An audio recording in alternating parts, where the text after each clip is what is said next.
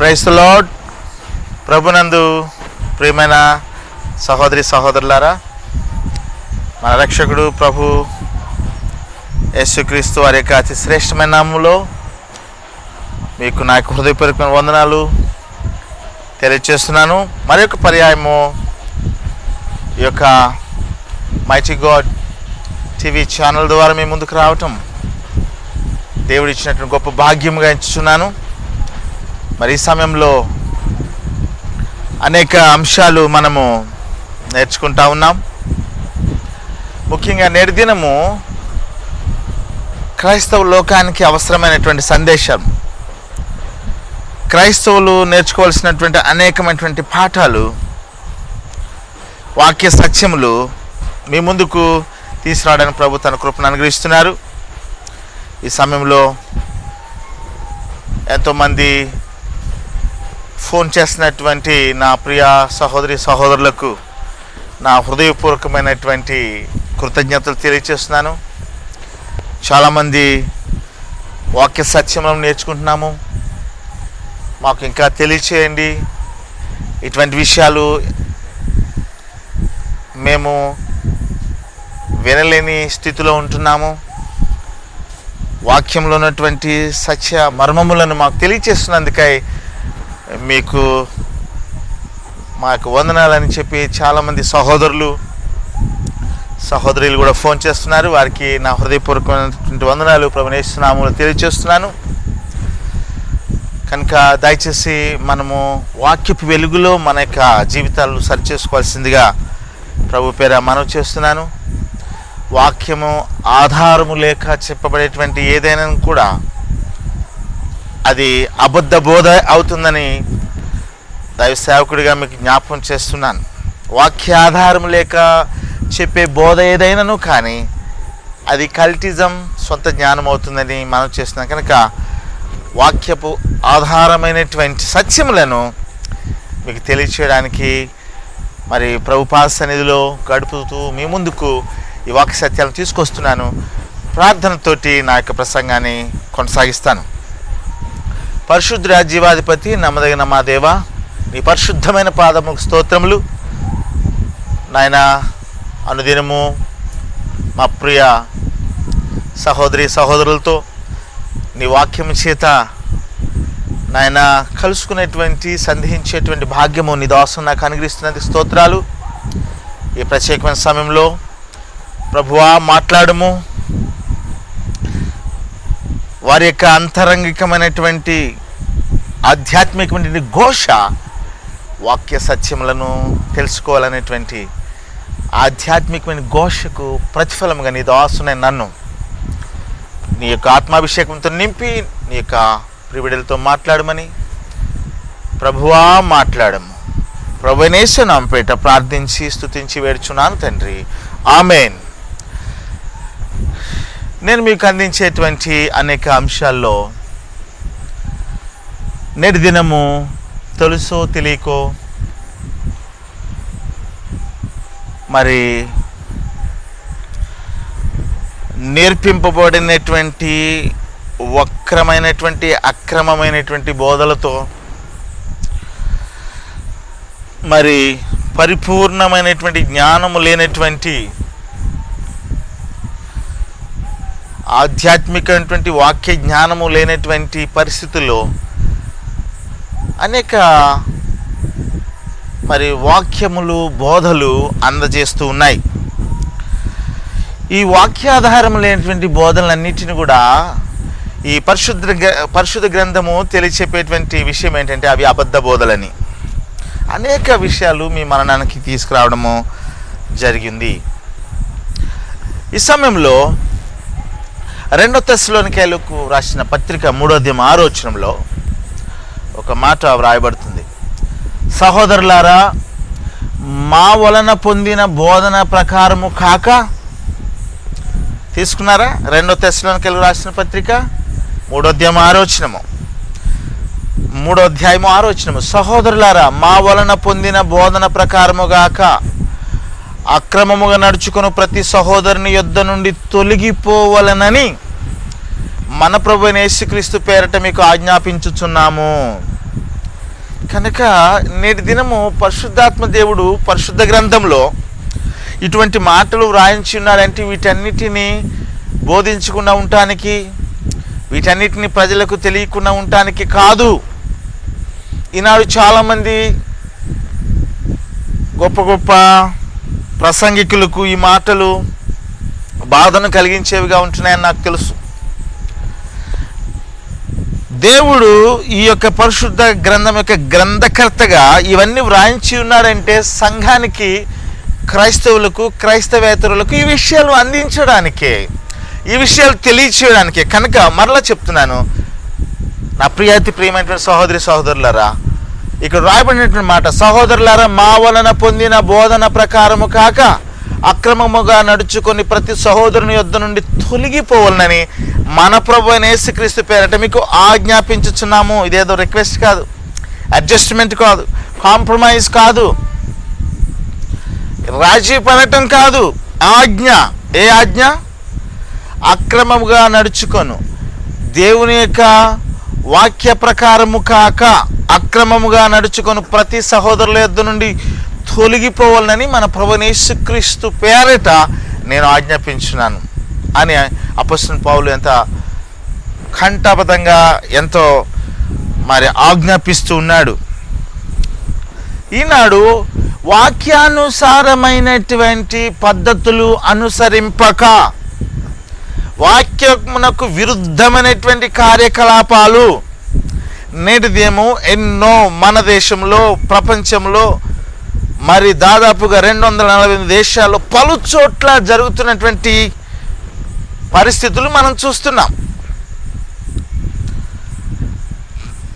మనం గమనించినట్లయితే వాక్యము లేకుంటే మా వలన పొందిన బోధన ప్రకారం కాక అక్రమముగా నడుచుకొను ప్రతి సహోదరుని యొద్ద నుండి, లేకుంటే ప్రతి బోధకుల యొద్ద నుండి, ప్రతి గొప్ప ప్రసంగికుల యొద్ద నుండి తొలగిపోవాలని ప్రభువైన యేసుక్రీస్తు పేరట మీకు ఆజ్ఞాపించున్నాను. ఈనాడు మీ సంఘంలో, మీరు వెళ్ళేటువంటి మందిరంలో, మీరు వెళ్ళేటువంటి గుడి లేక చర్చిలో ఎవరైనా అనారోగ్యము వచ్చినట్లయితే ఏ క్రమము ఏం చేయాలని పరిశుద్ధ గ్రంథం తెలియచేస్తుంది. ఏ యొక్క క్రమములో, ఏ యొక్క పరిస్థితిలో మీ యొక్క రోగమును, మీ యొక్క అస్వస్థతలను, మీ యొక్క వ్యాధులను బాగుపరచుకోవలసి ఉన్నదని ఈ యొక్క పరిశుద్ధ గ్రంథం లేఖనం చాలా సెలవిస్తుందో మరొకసారి జ్ఞాపకం చేస్తా. మునుపు నా ప్రసంగాలు ఈ విషయాలు తెలియచేశాను. అయినను కానీ సమయం వచ్చింది కనుక వాక్య లేకుంటే బోధన లేకపోతే వాక్య ప్రకారము కాక అక్రమముగా నడుచుకునేటువంటి పద్ధతులు మీకు ఈ దినం తెలియచేస్తున్నా. మీరు ఒక సంఘంలో ఉంటున్నప్పుడు, మీరు ఒక అనారోగ్యంతో బాధపడుతున్నప్పుడు మీరు చేయవలసినటువంటి కార్యము ఏమనేది దేవుని యొక్క వాక్యం సెలవిస్తుందంటే, యాకోబు పత్రిక 5వ అధ్యాయం 14వ వచనంలో స్పష్టముగా వ్రాయబడినటువంటి విషయము మీకు జ్ఞాపకం చేయాలని ఆశపడుతున్నాను. 5వ అధ్యాయం 14వ వచనము, మీలో ఎవడైనాను రోగి అయి ఉన్నాడా, అతడు సంఘపు పెద్దలను పిలిపింపవలెను, వారు ప్రభువు నామమున అతనికి నూనె రాచి అతని కొరకు ప్రార్థన చేయవలెను. ఇదొక ఆజ్ఞ. ఎవరైనా రోగముతో ఉంటే వారు చేయవలసింది ఏమంట?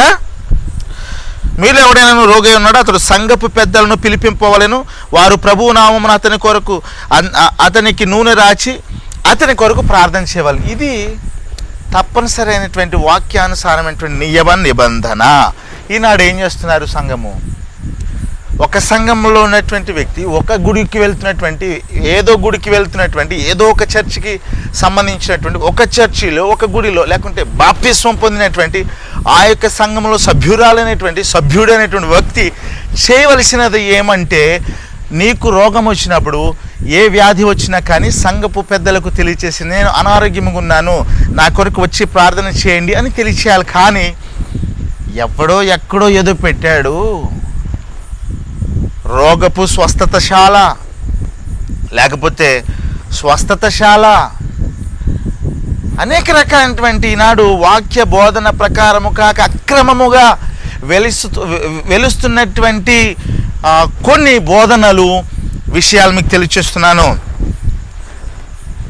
ఇది సంఘక్రమము, వాక్యానుసారమైనటువంటి విధానం.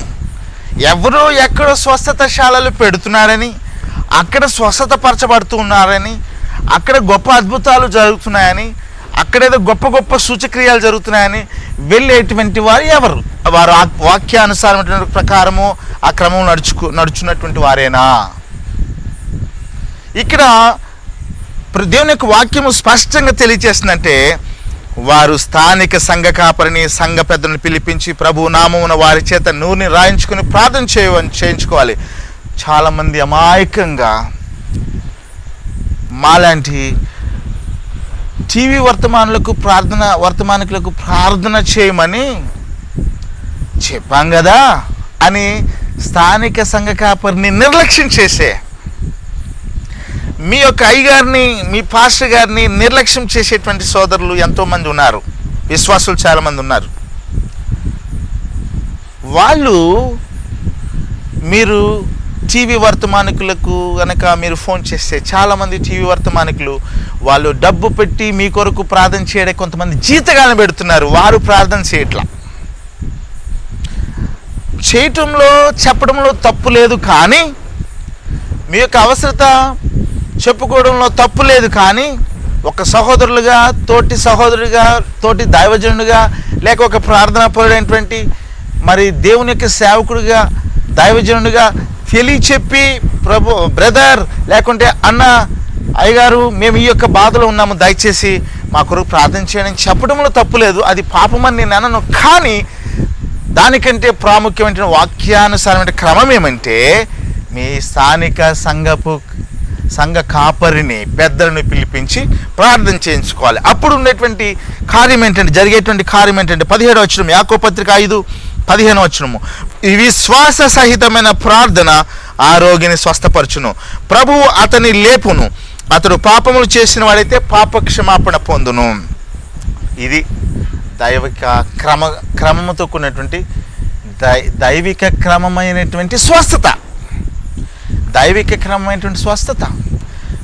మరి అనొచ్చు, అదేంటి అయ్యగారు మేము పలానా చోటుకి వెళ్తున్నామే, వారు వీరు టీవీలో చెప్పేటువంటి ఆ గొప్ప సాక్ష్యాలు చూసేసి, ఆ ప్రకటనలు చూసేసి, ఆ పబ్లిసిటీ చూసేసి మేము వెళ్ళిపోతున్నాము, ఓ గొప్ప గొప్ప స్వస్థతలు జరిగేస్తున్నాయి, ఈ సంఘక్రమం కంటే మాకు అదే బాగుంది, ఈ వాక్య బోధ ప్రకారమైనటువంటి విషయం కంటే మాకు అదే చాలా బాగుంటుంది అనుకునేటువంటి వారు ఉన్నారు. నేను ముందు నుంచే తెలియచేస్తున్నాను, అటువంటి వారిని పరిశుద్ధ గ్రంథము ఏమని తెలియచేస్తుందంటే, నేను 2 తెస్సలోనికైయులకు రాసిన పత్రిక 2:11-12 వచనాలు, ఇందుచేత సత్యము నమ్మక దుర్నీతి అందు అభిలాష గలవారందరూ శిక్షా విధి పొందుటకై అబద్ధము నమ్మునట్లు మోసం చేయు శక్తిని దేవుడు వారికి పంపుచున్నాడు. సత్యమైనటువంటి క్రమమైనటువంటి దేవుని యొక్క వాక్యానుసారమైనటువంటి క్రమముతో కూడినటువంటి వాక్యానుసారమైనటువంటి వాక్య క్రమముతో కూడినటువంటి స్వస్థత కాక, విధానము కాక, ఈ విధమైనటువంటి మరి పలానా చోట ఏదో జరుగుతుంది, అక్కడ ఏదో అద్భుతం జరుగుతుంది, అక్కడేదో స్వస్థత జరుగుతుంది, అక్కడేదో మహిమ కార్యాలు జరుగుతున్నాయి, అక్కడికి వెళ్ళిపోవాలని నీ సంఘము, నీ స్థానిక సంఘము మీ యొక్క గుడిని విడిచిపెట్టి వెళ్ళుట వాక్యం ఏం చెప్తుందంటే అక్రమం అంటుంది. అది దుర్నీతి. నేనేం చెప్తానంటే, అటువంటి స్వస్థతే కనుక నాకు ఒకవేళ ఇస్తాడన్నాడంటే ఆ అక్రమైనటువంటి స్వస్థత నాకు అవసరం లేదు. ఆ అక్రమైనటువంటి స్వస్థత నాకు అవసరం లేదు. ఎందుకంటే అది దుర్నీతితో కూడినటువంటిది. మోసం చేసేటువంటి శక్తి అతనికి ఇస్తూ, వారికి ఇస్తూ, నన్ను స్వస్థపరచడానికి చేసేటువంటి కార్యము, అటువంటి స్వస్థత నాకు అవసరం లేదు. ఏదంటే అది వాక్యానికి వ్యతిరేకమైనటువంటి కార్యకలాపాలతో కూడినటువంటి స్వస్థత. చాలా స్వస్థతశాలలు ఉంటున్నాయి. మన యొక్క హిందూ దేశంలో ఎన్నో మతాలకు చెందినటువంటి స్వస్థతశాలలు చాలా ఉన్నాయి. కానీ దేవుని యొక్క వాక్యము అది అక్రమమైనటువంటి విధానం అని తెలియజేస్తుంది. అక్రమైన విధానం తెలియజేస్తుంది. దేవుని యొక్క వాక్యము ఈ విషయంలో మనం ఆలోచన చేసినట్లయితే, మరి ఈ యొక్క విధానంలో దేవుని యొక్క వాక్యము స్పష్టంగా తెలియజేస్తేనండి, హన్న ఎంతో కాలము గొడ్రాలై ఉన్నది.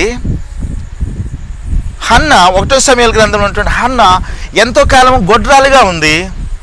తను అక్కడ తన యొక్క సవితి చేత బాధింపబడుతూ ఉంది. అయినా కానీ ఆమె వేరే చోటుకి అటు ఇటు పరిగెట్టలేదు. కానీ ఆమె ఏదైతే మందిరానికి వెళ్తుందో అదే మందిరంలో ఆమె ఒకానొక సమయమున తీర్మానం చేసుకుంది.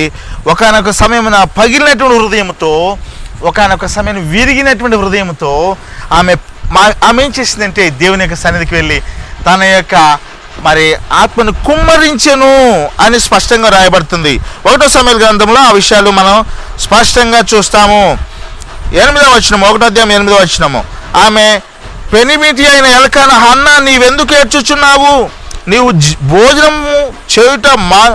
భోజనము మానుట ఎలా? నీకు మనోవిచారం ఎందుకు కలిగినది? 10 మంది కుమారుల కంటే నేను నీకు విశేషమైన వాని కానని ఆమెతో చెప్పుకోవచ్చును. వారు షిలోహులో అన్నపానం పుచ్చుకున్న తర్వాత హన్నా లేచి, చూడండి 7వ వచనంలో, ఎల్కానా ఆమెకు ఏటేటా ఆ రీతిగా చేర్చు ఉండగా హన్నా యెహోవా మందిరమునకు పోవునప్పుడల్లా అది ఆమెకు కోపము పుట్టించాను కనుక యెహోవా మందిరమునకు పోతూనే ఉంది. యెహోవా మందిరానికి ఎన్ని సంవత్సరాల నుంచి పోతుందో తెలియదు, ఎంతకాలం నుంచి పోతుందో తెలియదు. తన సమస్య తీర్చబడలేదని వేరే యొక్క స్థలానికి అక్కడేదో ఉందని ఇక్కడేదో ఉందని ఆమె పరిగెట్ల. అదే షిలోహు మందిరంలో ఆమె ఏం చేస్తూ వచ్చిందంటే ఆమె చక్కగా మరి 10వ వచనం, బహు దుఃఖాక్రాంతురాలై వచ్చి యెహోవా సన్నిధిని ప్రార్థన చేయుచు బహుగా ఏడ్చుచు ఆమె గొప్ప ఆశీర్వాదాన్ని, స్వస్థతను, సంతాన లేమితో గొడ్రాలుగా ముద్రింపబడినటువంటి తన జీవితంలో సంతానం పొందుకుంది అదే మందిరంలో, అదే గుడిలో.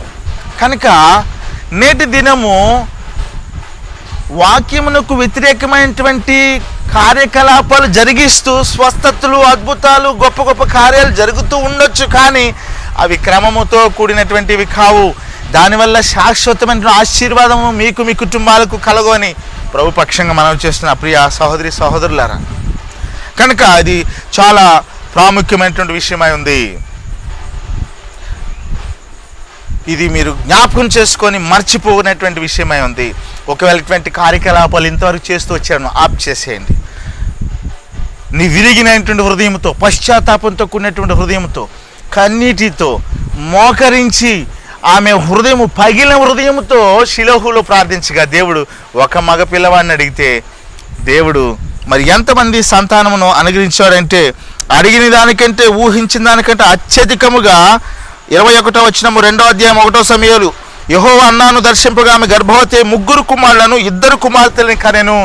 3 కుమారులను 2 కుమార్తెలను కనెను. ఒక్క మగపిల్లనివ్వమని, ఒక మగబిడ్డనివ్వమని ప్రార్థించింది. చదవండి తర్వాత. కానీ 3 కుమారులు 2 కుమార్తెలు. ఇది దైవికమైనటువంటి క్రమముతో కూడినటువంటి ఆశీర్వాదము, స్వస్థత. కనుక ప్రియ సహోదరి సహోదరులారు, గమనించండి ఈ వాక్య సత్యాలను మీరు జాగ్రత్తగా పరిశీలన చేయండి. అప్పుడు ప్రభువు చేత ఆశీర్వదింపబడే వారికి ఉంటాం. అపోస్తలుల కార్యాల్లో 17వ అధ్యాయం 11వ వచనంలో ఒక మాట మీకు మరలా జ్ఞాపకం చేస్తున్నాను. అపోస్తలుల కార్యాలు 17:11, వీరు తెస్సలోనికలో ఉన్న వారి కంటే గనులై ఉండిరు గనుక ఆసక్తితో వాక్యమును అంగీకరించి పౌలును సీలయును చెప్పిన సంగతులు అలాగున్నవో లేవో అని ప్రతిదినమును లేఖనములు పరిశోధించు వచ్చిరి. కనుక అనుదినము పరిశుద్ధ లేఖను పరిశోధిస్తురండి. వాక్యము తెలుసుకున్నటువంటి, వాక్యం ఎరిగినటువంటి దైవజనులకు సంప్రదించండి. గొప్ప ఆశీర్వాదాలు పొందండి. ప్రియ సహోదరి సహోదరులారా, ఈనాడు అనేక రకాలైనటువంటి అక్రమైనటువంటి పరిస్థితులు మనము సంఘంలో చూస్తూ ఉన్నాము. మనము దేవుని యొక్క సత్యవాక్యములను జాగ్రత్తగా మనము పాటించవలసినటువంటి బాధ్యత, భారము ప్రభువు మనకు అనుగ్రహించున్నాడు. కనుక ఈనాడు వాక్యానికి వ్యతిరేకమైనటువంటి అనేక విషయాలు బోధించేటువంటి వారికి భయపడాల్సిన అవసరం లేదు. ద్వితీయోపదేశకాండం 18:22 వచ్చిన ఒక మాట రాయబడింది. ద్వితీయోపదేశకాండం 18:22, ప్రవక్త యెహోవా నామమున చెప్పినప్పుడు ప్రవక్త యెహోవా నామమున చెప్పినప్పుడు ఆ మాట జరగకపోయిన ఎడలను, ఎన్నడూను నెరవేరకపోయిన ఎడలను అది యెహోవా చెప్పిన మాట కాదు, ఆ ప్రవక్త అహంకారము చేతనే దానిని చెప్పాను గనుక దానికి భయపడవద్దు అని స్పష్టంగా తెలియజేస్తుంది. ఇంత మునుపు నేను అనేక విషయాలు మీకు తెలియచెప్పడం జరుగుతూ ఉంది.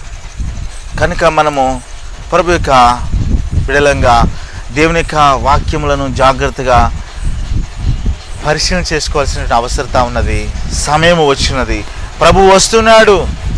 నేను మునుపు చెప్పాను, ఆయన యొక్క రాకడ సమయంలో ఆయన రాకడ గుర్తులుగా అనేకమైన అబద్ధ ప్రవక్తలు బయలుదేరుతారని, సంఘము, జీవము గల దేవుని సంఘము ఒక గొప్ప ఇల్లుగా తయారైపోతుందని, జీవము గల దేవుని సంఘము ఒక ఇంటి వలె, ఒక ఇల్లు వాతావరణం వచ్చేస్తుందని పరిశుద్ధ లేఖనం తిమోతిలో రాస్తున్నాడు అపొస్తలుడైన పౌలు.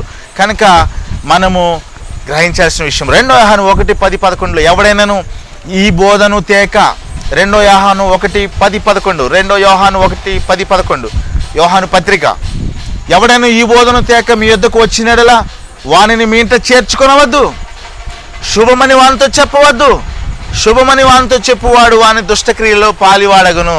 ఎవడైనాను ఈ బోధను తేక మీ యొద్దకు వచ్చినడలా. కనుక ప్రియ సహోదరి సహోదరులు, ఈనాడు ప్రభు యొక్క పేరు చెప్పుకొని, దేవుని యొక్క పేరు చెప్పుకొని కుటుంబాలని నాశనం చేసేటువంటి వారు చాలామంది కనబడుతున్నారు. గ్రామాలను పాడు చేసేటటువంటి వారు చాలామంది కనబడుతున్నారు. ఎన్నో విషయాలు చూస్తున్నాము. గ్రహించండి, దేవుని యొక్క వాక్య సత్యాన్ని గ్రహించండి. యెషయా గ్రంథం 8:20 వ్రాయబడుతుంది. యెషయా 8:20 ధర్మశాస్త్రమును ప్రమాణ వాక్యమును విచారించుడి, ధర్మశాస్త్రమును ప్రమాణ వాక్యమును విచారించుడి, ఈ వాక్య ప్రకారము వారు బోధించని ఎడల వారికి అరుణోదయము కలుగదు. ఆ బోధించిన వారికి కలుగదు, వినని వారికి కలుగదు. కనుక ఇటువంటి అనేక విషయాలు మనం నేర్చుకునే బదులేమున్నామని ప్రభు ఆత్మచేత ప్రేరేపబడి తెలియజేస్తున్న అనేక విషయాలు ఈనాడు మనకు తెలియజేయబడతా ఉన్నాయి. కనుక నేను జ్ఞాపకం చేసేటువంటి విషయం ఏంటంటే 1 కొరింథీయులకు రాసిన పత్రిక 2:14-15 ప్రకృతి సంబంధమైన మనుషుడు దేవుని ఆత్మ విషయములను అంగీకరింపడు అని, అవి అతనికి వెర్రితనముగా ఉన్నవి, అవి ఆత్మానుభవం చేతనే వివేచింపదగును గనుక అతడు వాటిని గ్రహింపజాలడు. ఆత్మ సంబంధి అయిన వాడు అన్నిటిని వివేచించును గాని అతడు ఎవని చేతనైనను వివేచింపబడడు. కనుక ప్రకృతి సంబంధమైన మనుష్యుడు దేవుని ఆత్మ విషయంలో అంగీకరి, ప్రకృతి ఈ లోక సంబంధమైన, ఈ లోకంలో సుఖంగా ఉండాలి, ఈ లోకంలో మంచి లగ్జరియస్ లైఫ్ ఉండాలి, ఈ లోకంలో హెల్దీ లైఫ్ ఉండాలి, మంచిదే. ఈ లోకంలో చాలా అన్ని రకాలుగా మనకు అన్ని కూడా పూర్తిగా సమకూర్చబడాలి, మనకు అన్ని సమృద్ధిగా కావాలి, మంచి ఆరోగ్యము లేకుంటే మంచి ఆహారము, మంచి వస్త్రం, మంచి గృహము ఉండాలి, తప్పులేదు. కానీ ఇవే శాశ్వతం అనుకునేవాడు, ఇవే ఆత్మ సంబంధం మేలు కంటే మరి ఎక్కువ అనుకునేవాడు ప్రకృతి సంబంధమైన మనుష్యుడై ఉన్నాడు. కనుక అవి అతనికి వెర్రితనంగా ఉన్నవి. ఇప్పుడు నేను చెప్పేటువంటి వారికి కొంతమందికి వెర్రితనంగా కనబడతాయి. ఏమిటి ఈ బోధ, ఏమిటి ఈ యొక్క ప్రసంగాలు, ఇవి అసలు ఎవరైనా వింటారా, అసలు ఎవరికైనా? అవును, చాలామంది ప్రకృతి సంబంధమైన మనుషులకు ఇవి అర్థము కావు, ఇవి వారికి ఇష్టము కావు. కనుక అవి ఆత్మానుభవము చేతనే వివేచింపదగును గనుక అతడు వాటిని గ్రహింపజాలడు. ఆత్మ సంబంధమైన వాడు అన్నిటినీ వివేచించును గాని అతడు ఎవని చేతనైనా వివేచింపబడడు. కనుక ఎవరో నీకు చెప్పాల్సిన అవసరం లే. నీవు ఆత్మను లేకుంటే నీవు ఆత్మ సంబంధి అయిన మనిషివైతే, అందుకనే రోమా 16:17 అంటున్నాడు, సహోదరులారా మీరు నేర్చుకున్న బోధకు వ్యతిరేకముగా భేదములను ఆటంకములను కలుగుచేవారిని కనిపెట్టియుండుడని మిమ్మును బతిమాలు కొనుచున్నాను, వారిలో నుండి తొలగిపోవుడి. కనుక ఇది చాలా ప్రాముఖ్యమైనటువంటి విషయము, చాలా ఆలోచించవలసినటువంటి విషయంగా ఉంది. ప్రియ సహోదరి సహోదరులారా, ఇక్కడ నేను మీకు మళ్ళీ తెలియజేసేటువంటి విషయం ఏంటంటే, మీరు నేర్చుకున్న బోధకు వ్యతిరేకముగా భేదాలు కలిగించేసేటువంటి బోధలు అంటే వాక్యానుసారమైనటువంటి విషయాలు కాదవి. వాక్యానికి వ్యతిరేకంగా భేదాలను కలిగించేవాడు, అనవసరమైనటువంటి అంశాలపైన ప్రకృతి సంబంధమైన విషయాలపైన ఎక్కువ శ్రద్ధాశక్తులు కలిగించేటట్టుగా మనుషులను రెచ్చగొట్టేటువంటి బోధలు, ఆత్మ సంబంధమైన విషయాలందు ఎక్కువైనటువంటి శ్రద్ధాశక్తులు లేకుండా చేసేటువంటి బోధలు. కనుక ఇటువంటి వాటిని ఏం చేయాలంటే, మీరు నేర్చుకున్న ఈ యొక్క ఆత్మ సంబంధమైనటువంటి బోధకు వ్యతిరేకంగా భేదములను, ఆటంకములను కలుగు చేయు వారిని కనిపెట్టిండుడని మిమ్మల్ని బతిమాలుకొంచున్నాను. వారిలో నుండి తొలగిపోవడి. కనుక ఈ యొక్క కనిపెట్టేతనం కావాలంటే, కనిపెట్టగలగాలంటే ఒకటే ఒక ప్రాముఖ్యమైనటువంటి విషయం ఉందంటే, ఆత్మ అనుభవం కావాలి, పరిశుద్ధాత్మ యొక్క అనుభవం కావాలి. పరిశుద్ధాత్మ ఎవరికి ఇవ్వబడుతుందంట? లూకాసు వార్త 11వ అధ్యాయము 13వ వచనం గమనిస్తామా? లూకాసు వార్త 11వ అధ్యాయము 13వ వచనము. నా సమయం అయిపోతుంది. లూకాసు వార్త 11వ అధ్యాయము 13వ వచనము. పరలోకమందున మీ తండ్రి తన్ను అడుగు వారికి పరిశుద్ధాత్మను ఎంతో నిశ్చయముగా అనుగ్రహించును. పరలోకమందున్న మీ తండ్రి తన్ను అడుగు వారికి పరిశుద్ధాత్మను ఎంతో నిశ్చయముగా అనుగ్రహించును. ఆత్మ అనుభవము నేను కలిగి ఉంటే ఏది వ్యతిరేకమైనటువంటి భేదములను, ఆటంకములను కలిగించేటువంటి బోధ నీకు గ్రాహ్యమవుతుంది. ఎవరో నేను వచ్చి చేస్తే నీకు పరిశుద్ధాత్మ రావటం కాదు. పలానా పెద్ద అయ్యగారు వచ్చి నీకు తల మీద చేస్తే నీకు పరిశుద్ధాత్మ రావడం కాదు. యేసుక్రీస్తు ప్రభువారు ఏం చెప్పాడు ఇక్కడ స్పష్టంగా మరొకసారి చదువుతారా? లూకా 11వ అధ్యాయం 13వ వచనము. పరిశుద్ధాత్మ రావడానికి నేను నీ మీద ఎత్తిమే చేసి, ఓ ఈయన గొప్ప దైవజనుడు, చాలా చాలా వాక్య సత్యంలో నేర్చుకున్నాడు, ఎంతెంతో గొప్ప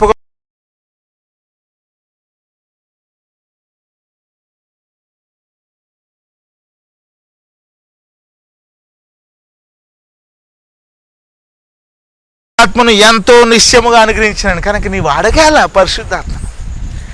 పరిశుద్ధాత్మను అడిగితే ఆయన వెంటనే ఎంతో నిశ్చయముగా ఇచ్చిన అంటున్నాడు. డెఫినెట్లీ లేక వెర్లీ ఐసే అంటున్నాడు. అంటే నిశ్చయముగా అంటున్నాడు. నిశ్చయముగా ఇస్తాడంట. ఇక నో డౌట్ అన్నట్టు అక్కడ. కానీ గమనించండి ప్రియ సహోదరులారా, నీకు పరిశుద్ధాత్మను కావాలంటే నేను వచ్చి నీకు ప్రార్థన చేస్తే వచ్చేది కాదు. లేకపోతే ఎవరో ఒక ఆయన వచ్చేసి ఆత్మపూర్ణుడై ఉండి చేస్తే నీకు పరిశుద్ధాత్మ వచ్చి గిలగిలత అనుకుని పడుకునేది కాదు. ఇక్కడ స్పష్టంగా తెలియజేస్తుంది ఏంటంటే, తను అడుగు వారికి పరిశుద్ధాత్మను ఎంతో నిశ్చయంగా అనుగ్రహించును. ఎప్పుడైతే నువ్వు పరిశుద్ధాత్మ అనుగ్రహం నువ్వు పొందుకుంటావో, ఏది భేదములు కలిగించేది, ఏది ఆటంకములు కలిగించేది, ఏది దేవుని యొక్క వాక్యములకు వ్యతిరేకంగా ఉంటున్నటువంటి కార్యకలాపాలు ఉంటున్నాయనివి నువ్వు స్పష్టంగా అర్థం చేసుకోగలవని ప్రభు పేరిట నేను మనం చేస్తున్నాను. కనుక మరొక విషయము మనం గమనించాలి. ఏంటంటే, మన యొద్ద మరి దేవుని యొక్క పరిశుద్ధాత్మ యొక్క శక్తి మనలో ఉంటే, ఒక సైనికుడు సిద్ధంగా ఉండి AK-47 తుపాకీని కనుక ఎక్కుపెట్టి ఉంటే శత్రు అతని దగ్గరికి వస్తాడండి. ఒక సోల్జర్ లేక ఒక పోలీస్ అయినా లేక ఒక మిలిటరీ మ్యాన్ AK-47 తుపాకీని ఎక్కుపెట్టి అతను ఇలా పట్టుకుంటే శత్రు దగ్గరికి వస్తాడా? అలాగే దేవుని యొక్క ఆత్మ కలిగినటువంటి, లేకుండా దేవుని యొక్క ఆలోచన కలిగినటువంటి వ్యక్తి యొద్దకు సాతాను రాడు. కనుక ఆడంబరము, అహంకారము ఇటువంటి వాటిని గుర్తించాలి. కాబట్టి ఈనాడు ఎంతోమంది గమనించండి, ఆడంబరము, అహంకారము గుర్తించబడాలి అనేటువంటి తపన ఉన్నవారిలో పరిశుద్ధాత్మ ఉండడు. నా యొక్క ఆడంబరము ప్రజలు గుర్తించాలి, నా యొక్క అహంకారాన్ని ప్రజలు గుర్తించాలి, నా యొక్క నేను ప్రజల చేత గుర్తింపబడాలి, నా శక్తి ప్రజల చేత గుర్తింపబడాలి, నా యొక్క గొప్ప కార్యాలు, క్రియలు ప్రజల చేత గుర్తింపబడాలి అనేటువంటి అహంకారయుక్తమైనటువంటి అటువంటి కార్యాలు మరి గమనించినట్లయితే, మనము గమనించినప్పుడు వాక్య సత్యాల్లో మనం వెళ్ళగలుగుతాం. కనుక ప్రియ సహోదరులారా, ఈ వాక్యాలన్నీ మనం నేర్చుకోవాలి. దేవుని యొక్క పరిశుద్ధ గ్రంథంలో ఏ మాటలైతే మనకు రాయబడుతున్నావో వాటిని మనం స్పష్టంగా నేర్చుకోవాల్సిన వారు అనుదినము పఠించాలి.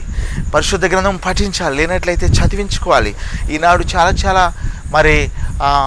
బైబిల్స్ వచ్చేసినాయి, అంటే ఆడియో బైబిల్స్ కూడా వచ్చేసినాయి. సంపాదించి వాటిని నేర్చుకుంటూ ఉండాలి, వాక్య సత్యం ఎదగాలి.